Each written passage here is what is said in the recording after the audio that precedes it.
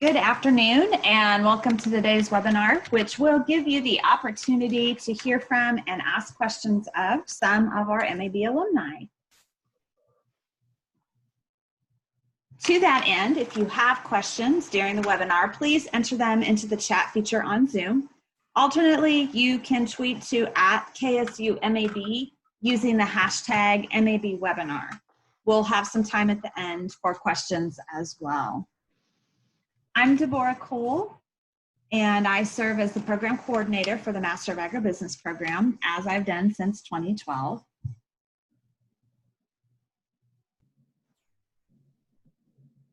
The MAB program began in 1998 in response to a call from our state leaders to find an effective way to build leaders in agribusiness and food that would be accessible to those living in rural areas or who were unable to leave their careers to do face-to-face residential programs. Within a year, the program grew outside of the state of Kansas and now includes more than 500 students and alumni from 40 states and more than 30 countries. Our strength lies in the fact that we are not your average MBA program. We're a business-focused degree grounded in food, agriculture, and animal health. All of our students have an earned bachelor's degree during which they completed coursework in accounting, statistics, and economics, and obtained at least 2 or more years of professional experience before joining a cohort. Computer literacy is an important part for our students as we are a hybrid distance program, although these days we are a completely distance program given the current situation. Please allow me to welcome MAB Class of 2019 alumnus, Jody Wendt, who will be facilitating the rest of the webinar. Okay, well, as Deborah said, I am Jody. I'm a graduate assistant with the MAB program currently, and I was an MAB alum as well. Didn't really come from the food space though, so we had to call upon some other alums to provide some more input here. So today with us, we have Scott Marchini, Marvin Gertz, and Kirsten Dye. So to get us started here, the three of you, there's a couple of questions I'd like you to answer just to kind of get us a feel for who you are and where you're coming from. So Scott, let's go ahead and start with you. Tell us a bit about your background and your formal education, and then also about your position with where you work and what you do there. Okay. Yes, my name's Scott Marchini. I am currently working for Vittori Foods. We're a food ingredients distributor, and my position with them is Price Margin Management, Director of Price Margin Management for the company. Prior to that, for 12 years, I was their dairy commodities product manager and trader. So I was pretty immersed in the dairy business on a day-to-day basis. And prior to that, I was a salesman for them in the Kansas City, Missouri area. Prior to that, I worked as a product manager for Ashland Chemical, and then before starting there, I was in the Navy. I have a bachelor's in microbiology from University of Michigan, and got my MAB in 2019. So I'm an MAB alum as well. Awesome, thank you, Scott. Marvin, let's go to you then. So same questions, tell us about your background, your formal education, and the position you currently hold and how you got there. Sure. I graduated from Kansas State with an undergrad in bakery science and management, which is basically kind of a specialized food science degree. Did that in 2000 and then pretty much went to work for Bunge and worked for them in a variety of technical roles. So, worked in fats and oils research and development, developing ingredients for food manufacturing and restaurant customers. Did that for 9 years, then went to work for their corn milling division. Did that for 3 years, and then moved out to Colorado and worked for a gluten-free baking company. Did that for about 3 years, and then came back to Bunge about 4 years ago. My current role is Director of Research and Development for our food service division, so working with our large restaurant chain customers to make sure that we're providing them the right right shortening and other ingredients that they use from us. So that's kind of my background. I went through the MAB program in 2009 and graduated in 2012. So it was kind of through some of the, actually all three of my first major transitions between oils milling and then the gluten-free bakery. So it was an interesting time trying to keep up with schoolwork and trying to get through the program, but it was very valuable. So I'm happy to be here. Good, thank you, Markin. Okay, so how about you, Kirsten? All right, hello. Starting from the beginning, I received my bachelor's in agricultural business from Southeast Missouri State in 2011. From then, I worked for Elanco Animal Health as a dairy sales support specialist, so half customer service for large sales accounts using pharmaceutical for production animals, and then of course serving as an inside sales rep for herds 75 cows or less. From Elanco Animal Health, I moved on to Sensient Colors, where I served in their procurement department for 2 years, mainly engineering. So everything from coffee filters to machinery, I was responsible for procuring. I assisted with the raw material acquisition temporarily as a sub when my colleague was out. But between my transition from Sensient Colors and Nestle Purina, I participated in the MAB program. It was challenging, but it was well worth it. As of now, I serve as the procurement specialist for technical ingredients, Nestle Purina. I've been with the company for 2.5 years, mainly focusing on colors, flavors, starches, derivatives, managing our wet and dry dog and cat food procurement for our manufacturing facilities in the United States. Very good. We definitely have a wide variety of folks with us here today, which should help create quite the rich discussion here. So I guess I can start off with a question or two. I do have a list of questions in case we don't have any that come to us, but Deborah, just keep an eye on that and let me know. I'll start with a question, then maybe we can see if any participants have submitted any. So what was your favorite part about the MAB program? This time, let's start with Marvin. Sure. There are a lot of really good things about it. I think one of my favorite parts about it was just the people, getting to know the people in my cohort and even the cohorts around me a little bit was really valuable. Made some great friendships, people I'm still in touch with and could reach out to today for anything I need, because you definitely bond through your time in the program. Definitely. How about for you, Kirsten? What was your favorite part? My favorite part, I agree with Marvin, were the relationships that I built over that time frame of the program. Gained a nephew and a brother. Safe to say that that's a relationship that I value deeply. So networking, of course, and understanding different perspectives of agriculture, horticulture, different industries. I'd say having that exposure, not just the people in the relationships, but being exposed to just so many different aspects of agriculture in general was very valuable. That's what I enjoyed the most. Absolutely. And how about you, Scott? I'm going to have to third the comment on the people. Working with such a diverse group of folks, you kind of get used to the same type of person in the dairy industry. It's a very close-knit group. So it was nice to be in an environment where you're dealing with people who are in different areas, different parts of the food industry and the food business. But the other part I have to say was the fact that how often what we were working on in class was relevant to what we were doing at the company.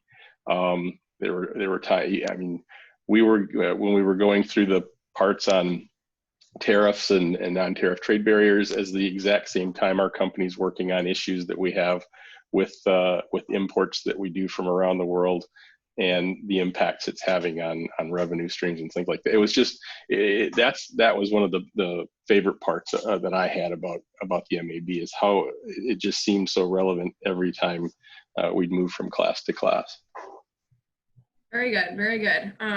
yeah, to highlight, I guess, from all three of our participants here, one of the strengths that we see, I guess, with the MAB program is that value we place with building the network and the resources we have available to us to provide that time and that space to our students to help build those networks. Definitely kind of something different that you might get from other programs. Okay, Deborah, are there any submitted questions yet?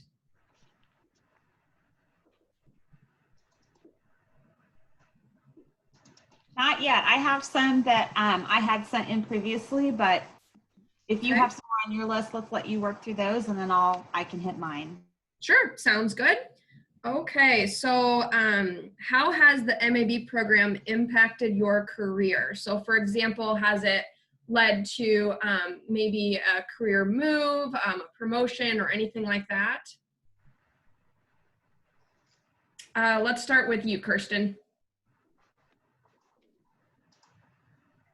So with my transition into my current role, I was leaving my previous employer as I was starting the thesis portion of my program. So that was rather challenging. The takeaway from starting my thesis, essentially brand new, trying to find any other problems that would be of value solving in a brand new role in itself. The procurement specialist role was implemented. I was the first hire upon my employment at Nestle. So there was not necessarily a move or a transition that came about the program, but we were able to develop resources based on my thesis and how I gathered information that would benefit procurement specialists behind me. So I'd say that was the biggest benefit of my research, was giving another lens to this role in regards to how we view our manufacturing sites, production, a lot of general information that you truly do not think of in this space being readily available because of the research that I had performed. So Excellent. that would be the biggest takeaway. Yeah, excellent. Very good. And we'll be able to talk more about that thesis component here in a little bit. I know Deborah was going to highlight that a little bit and how that kind of makes this program different than others. So thank you for highlighting that off the cuff there, Kirsten. That was perfect. So Scott, let's head over to you. How has the MAB program impacted your career? It impacted it pretty substantially. As I mentioned, I was the dairy commodity product manager. So one day we used to have individual offices. We now live in Cubicleville, so people can kind of look over your shoulder and see what you're doing.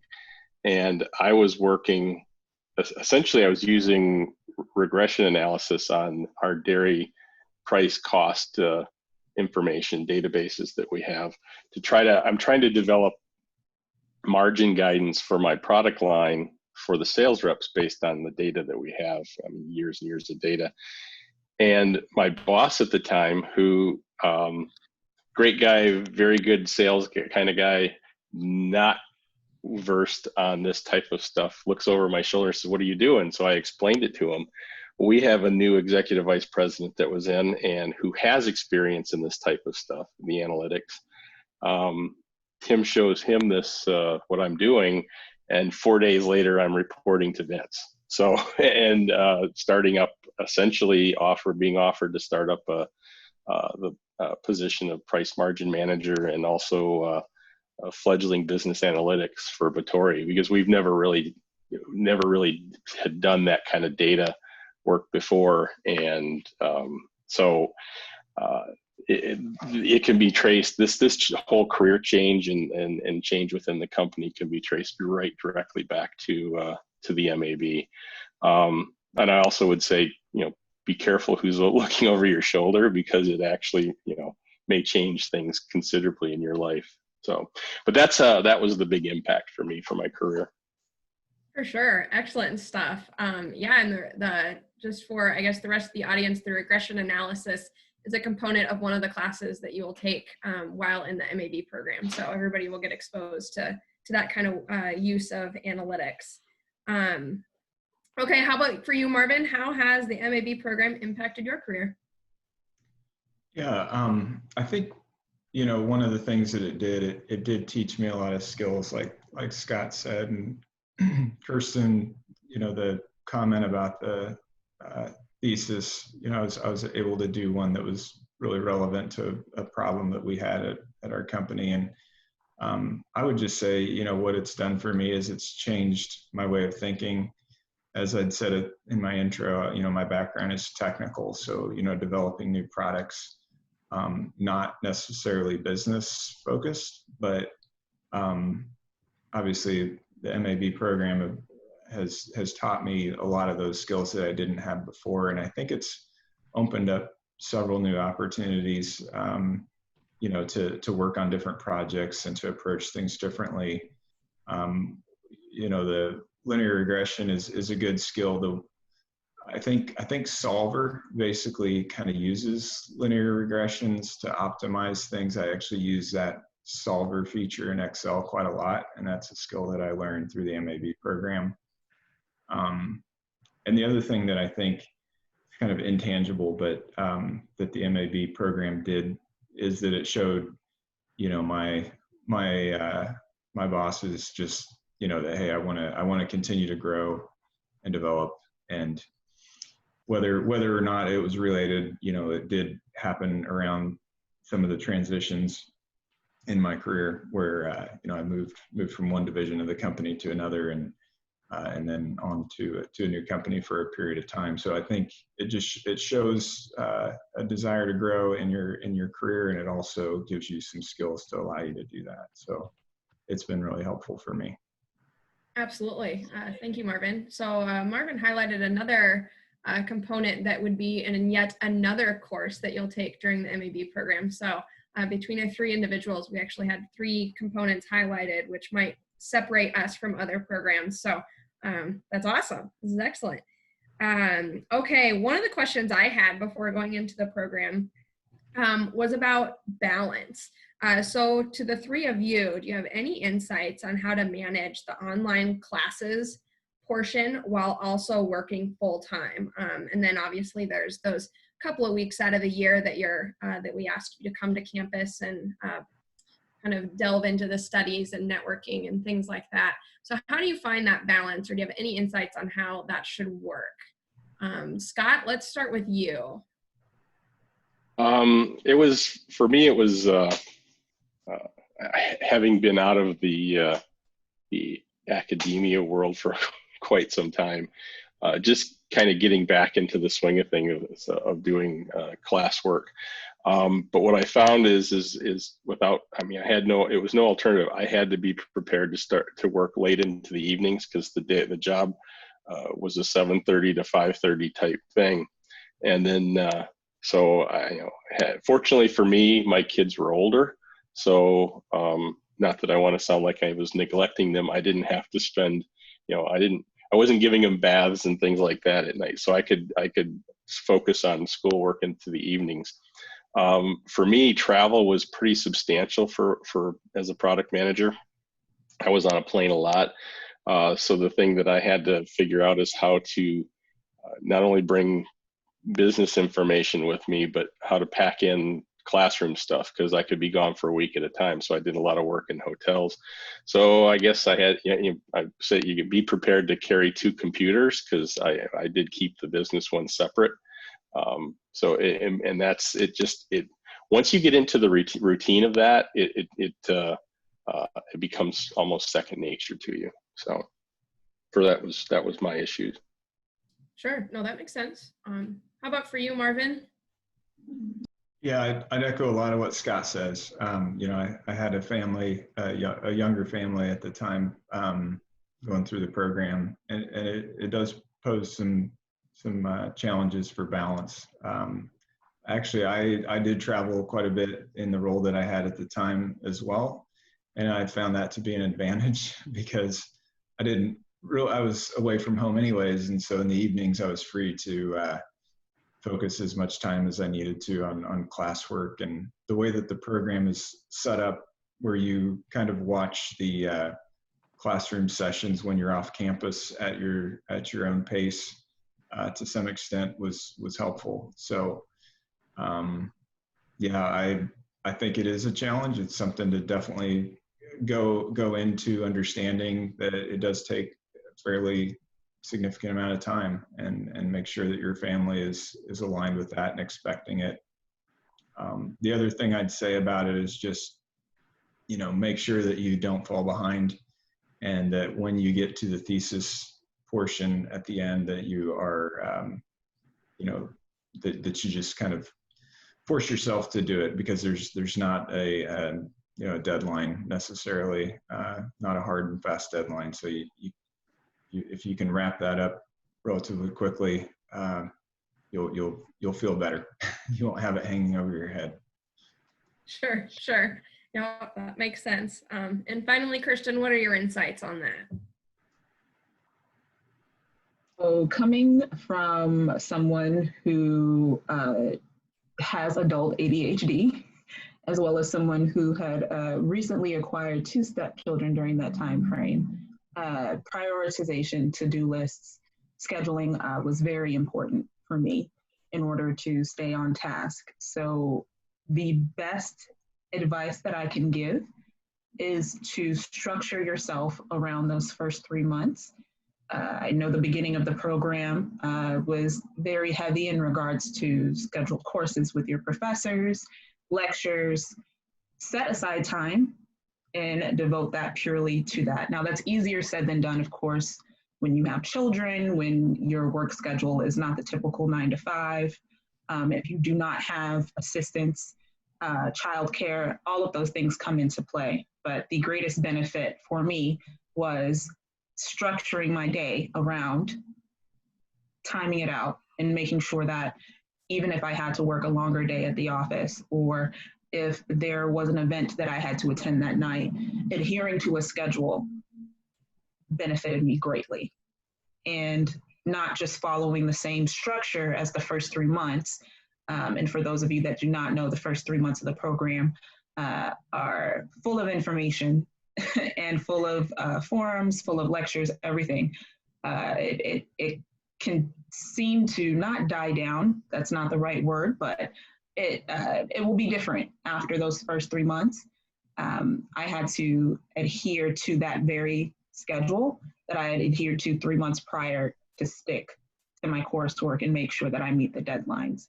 So even though I might not have a lecture scheduled for Saturday from 8 to 10, I would still set aside that time for me to complete coursework or whatever's remaining to be done.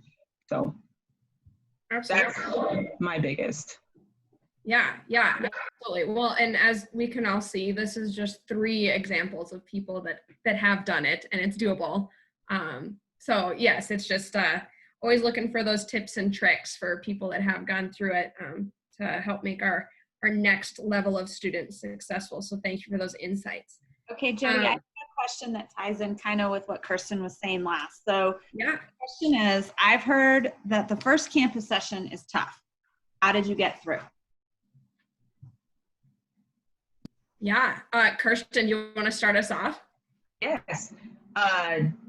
Piggybacking off of my last answer, yes, the first 3 months is tough, but knowing that before you go in, you set your expectations in regards to what the program truly takes to complete. And we are playful in the phrase of hazing. That's nowhere near what happens, but the intensity of the coursework is there. So going into the program, in order to manage that, set your expectations very high. The criteria in which the program is allotted, a bachelor's degree, 2 years of professional experience, that 2 years is there for a reason. The coursework is manageable if you have real world experience to apply.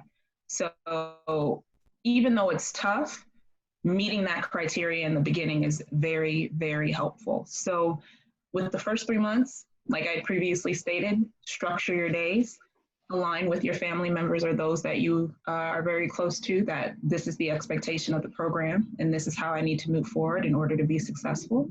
And of course, with those that want you to be successful, they'll completely understand. So it's prioritization, scheduling, and getting a Costco membership to get 24 packs of coffee. So I love that. Marvin, do you have anything to add to that? No, I definitely agree with the Costco membership. I think that, you know, it is intense, but I mean, really, what else do you have to do between January and March? I mean, it's usually cold out. There's not much going on. I mean, in reality, yes, I really agree with what Kirsten said, just aligning, making sure that people understand this is going to be a really intense period, but pain is temporary. And after that, you know, it does become a little easier to balance everything again. So just kind of put your head down. The advantage of it, I guess, you know, we talked a little bit about the relationships that you build. That's probably the time when you build those relationships, because it's so intense and you do need to rely on all the contacts that you've made to help, you know, answer questions. So, you know, both be extremely generous with your help, and then don't be afraid to reach out to other people when you're kind of stuck on a problem or working in a group. Just keep reaching out, and it'll develop those relationships. Excellent. Yes, I would agree with you, Marvin, that it was those first 3 months really helped with my networking with my classmates, and actually Scott and I were in the same cohort. But Scott, do you have anything else you'd like to add to the previous two? No, I mean, just to play off both of them, it's obviously getting a routine down and getting a schedule down this is the critical time, because it is tough. And then relying on help from your cohort and helping when asked. Those were the two biggest ones. Because in a world as a dairy trader, you tend to be your own little island, and you're moving stuff around, and you don't think to reach out to folks because you don't generally have to. You just make the decision and go. And learning how to do that when you've not done it for a while, that was key to my success in that beginning, because folks had insight to things that I didn't, and vice versa. So get to know your cohort quickly and well, and share information and that sort of thing. So, yep, most definitely. Excellent. Thank you. And that was an excellent question and very well timed, Deborah. So that was perfect. Okay, one of the burning questions I had, I guess, with you guys coming from the food industry, why did you choose the MAB versus an MBA? So was there kind of a tipping point there, or kind of what really drew you into that K-State MAB program? Actually, I have a fun, interesting story. Deborah's heard this one before, if you don't mind. No, go for it. I'm a regular at the IFT. Our company would show there, and so one day I saw the K-State MAB booth, and my sister-in-law is a rabid KU alum, and so I went over to the booth to get a picture with Willie the Wildcat to send it to her, just to irritate her, because that's what brother-in-laws do. And so when I went over there, it was Mary, and I think Deborah was there on that first one, and they started talking to me, and but it was, I mean, that was it. That was the whole reason for going over there. But then the next year I was there and stopped by, and they kind of put the hooks in me, and I had been considering going and getting an MBA and learning the information as I was over there trying to irritate my sister-in-law is what really got me swung towards the MAB program versus a standard MBA. So it all started with trying to irritate a sister-in-law, and the next thing you know, I'm an MAB alum. I love it. Gotta love the family ties, and it sounds like we need some more KU lovers just so we can fight them, right? Yeah. How about for you, Marvin? What kind of led you to the MAB? Yeah, I mean, I was looking to balance my technical degree with some business experience and exposure. And what I liked about the MAB program, my undergrad was at K-State, so I knew the university, and I obviously respect it. I thought that, K-State has a good reputation in agribusiness. I've worked for an agribusiness company. It just kind of made sense. And what I found through the coursework is that everything was kind of tied back. So, you'd learn about supply chain, and you'd learn about the railroads and how that agricultural products move through the rail system.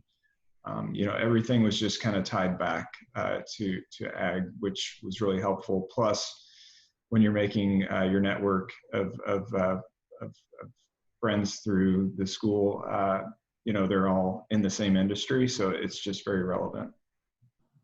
Absolutely. And how about for you, Kirsten? So how I leaned towards the MAB program, it goes back to my agricultural degree, my BS. So I was supposed to go into forensic pathology.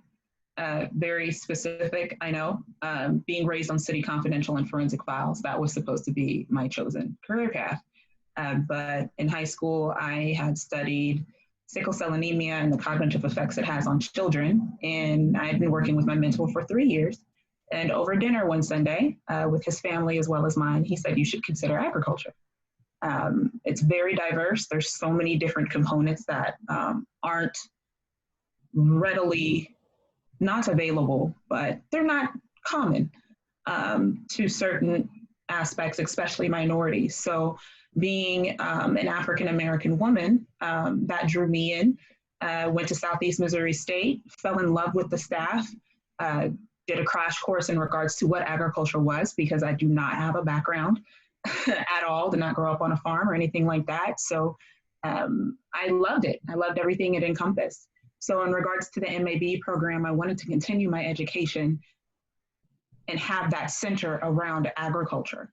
So I could have easily gotten my MBA in regards to business tactics, but having that core focus being commodities, food space, horticulture, regression analysis in regards to the futures market, everything along those lines ties back into what I deal with now.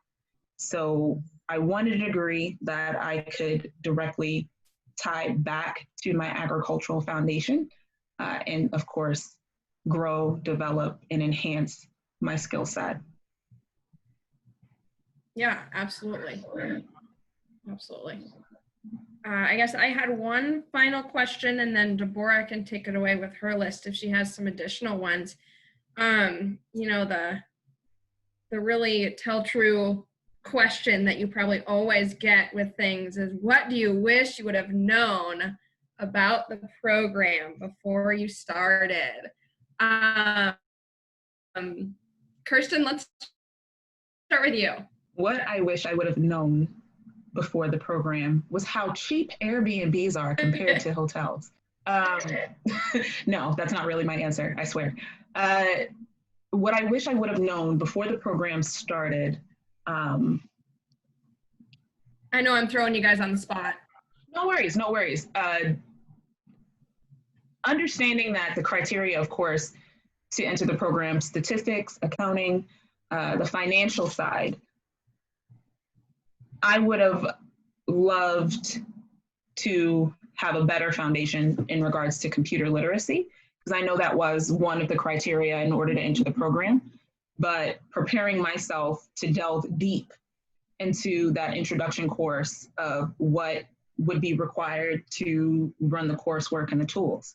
So I would tell anyone, hey, if you have a free moment before you even start the program, just refresh your memory on the Microsoft Office, your Excel skills, everything. It's there, of course, because considering your role, I guess some people would be in it more often than others, but being able to level set before the program starts and knowing that your coursework is heavily reliant on that skill set.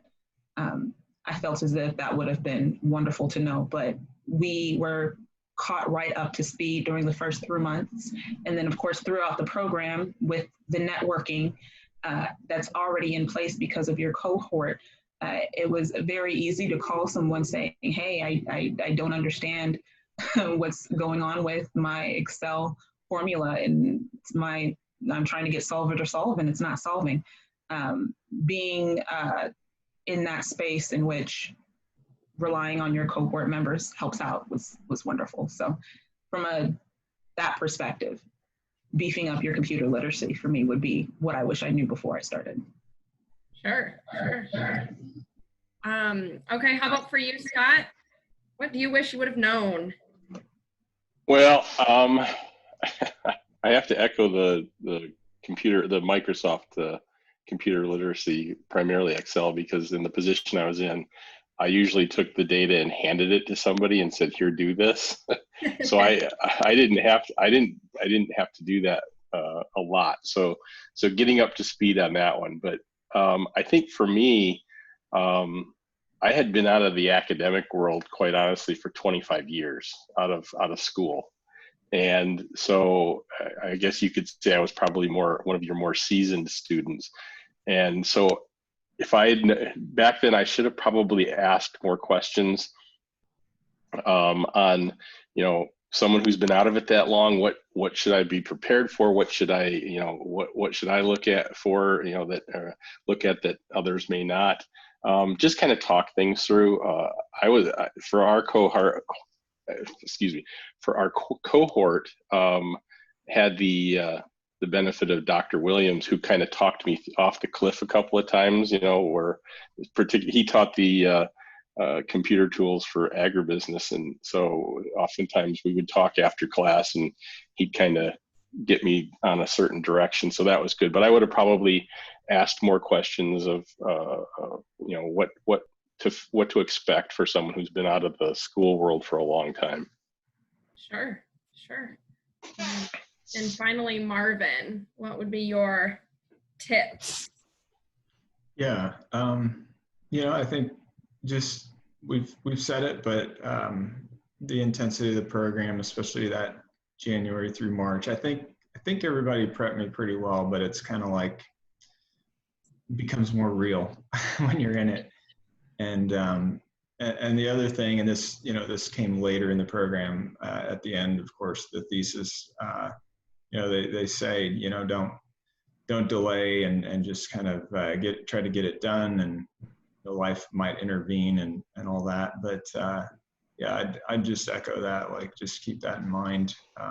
Be thinking of ideas, something you can get passionate about, because it is going to take some passion to push through that, some interest on your side. So make sure to pick a good topic and be thinking about it kind of through your whole time. What is a problem at my company ideally, or do I want to start a business? Do I want to start to plan that out? Just start thinking of something that you could really get behind and get interested in, so that your thesis goes easier, because you're really wanting to know the answer. Absolutely. Yeah. Excellent points from all three of you. So thank you for that. Deborah, did you have any follow-up questions? The only other question, and we kind of hit on it a little bit, but it has been one that has come up repeatedly over the last 2 years with our students, and that is in regard to the campus session itself.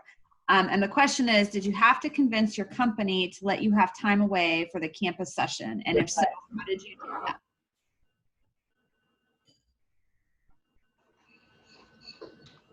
Good question there. Marvin, how about we start with you this time? Yeah. I'm sure it's different for each company, and it depends on, how the budgets are, I suppose, at that time. For me, I was able to get it covered as far as the travel portion.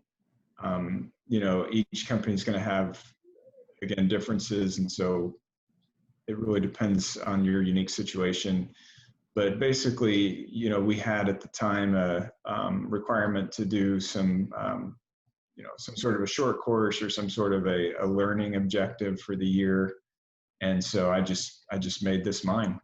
I'm going to go to school. So instead of attending a short course about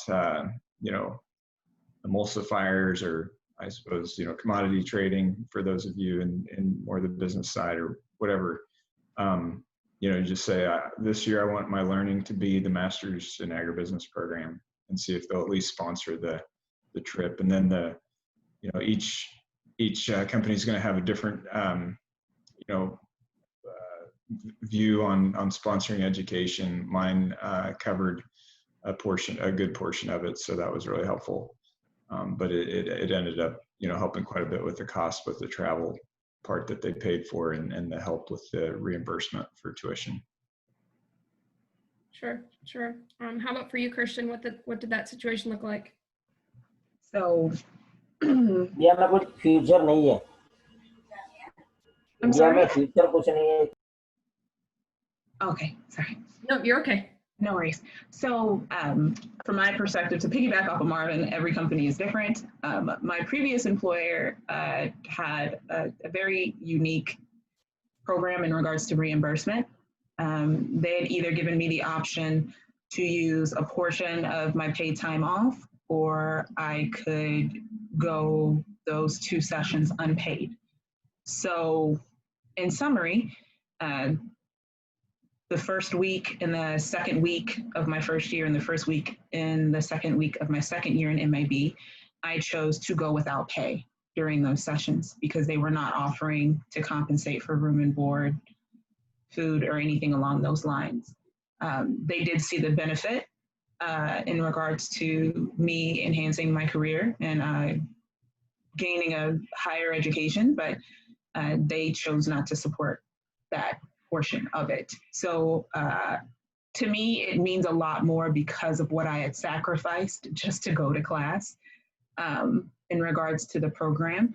And I cannot speak on behalf of Nestle Purina, but let's just say I wish I was at Nestle when I started the program, because the benefits are amazing in regards to bettering your education.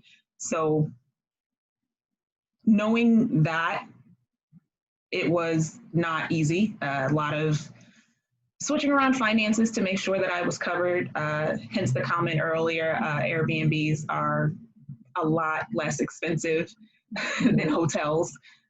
Just making sure that I'm there for the face-to-face, and of course taking part once that time comes in a face-to-face meeting with your chair professor for your thesis.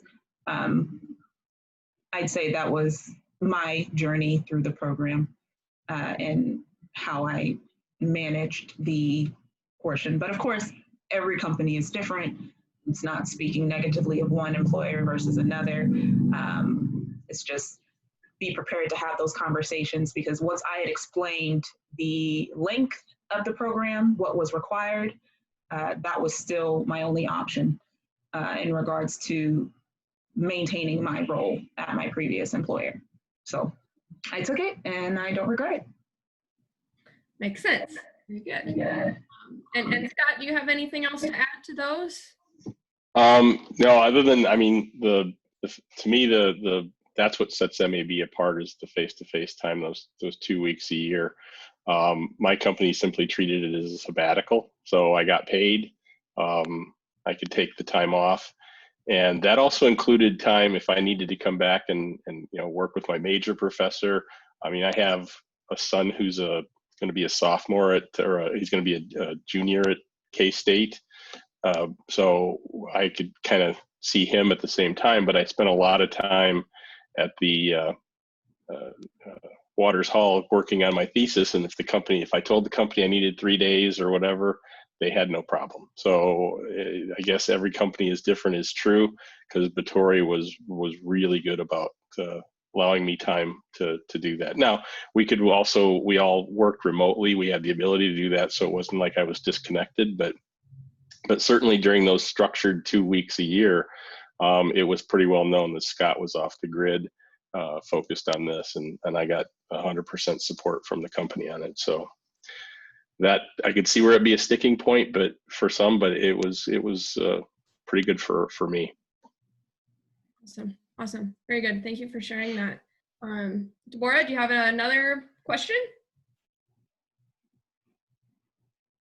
I just checked and there is not anything that's come through on the chat or the Twitter feed. So I think we're probably good to go ahead and wrap up. Could you just go ahead and advance 2 slides for me, Jody? Sure And I can. will request, there we go. Okay, so we often get asked, what are my next steps? What should I do next? If you're interested in connecting personally, maybe for a more individual conversation with some of our alumni, I would be happy to make that happen for you.